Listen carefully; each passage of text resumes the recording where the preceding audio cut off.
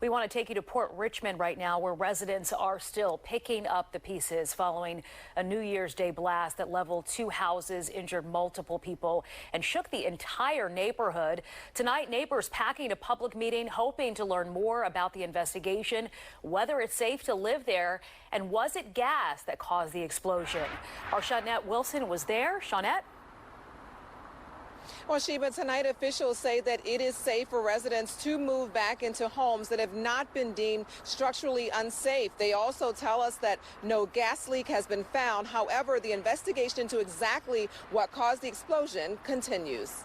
My house, they called me and said, it's not structurally sound, we're going to bring it down. Miriam Eisman says this empty lot is where the house she bought a year ago used to sit on Miller Street in Port Richmond, but today it was demolished.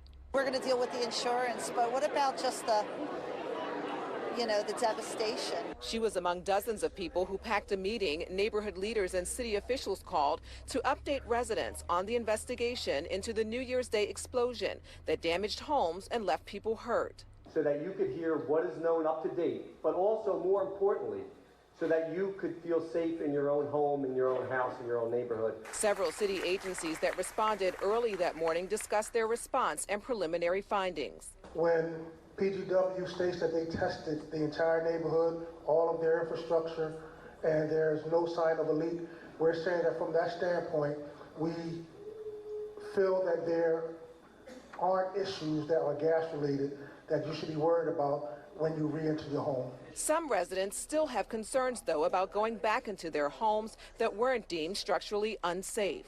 Not one person ever asked to come in the house to inspect it, yet 4 gentlemen said up here, everyone's safe in their home. Officials say they conducted exterior inspections only due to previous gas explosions and people opposed to L&I entering homes. But they say residents can request inside inspections. As far as structurally, we have looked at the outside of each property and seen nothing that we feel is an issue of danger of collapse. Eisman says the neighborhood is still overwhelmed and devastated. These people, they're owed something, Somebody needs to be accountable, and somebody has to make this right.